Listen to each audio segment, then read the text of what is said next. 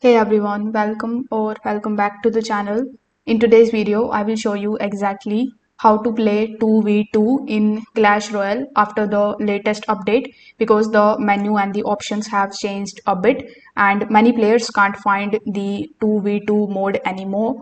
So after the new update, the 2v2 button has been moved from the main screen to the party or the event section.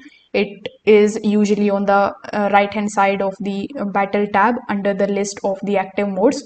So depending on your region or rotation, it may appear as 2v2 quick match or play with friend. If it is not visible, you can tap on the view all modes. Sometimes 2v2 is also listed under casual and limited time modes. You can either select the play with friend to invite someone your friend list or quick match to get paired with a random teammate instantly. Now once both the players are ready, you can hit the battle button and you will enter a 2v2 game where both the teams share the defend and the same tower just like before, but now inside the new event system. So if this video helped you out, make sure that you like this video and subscribe to the channel.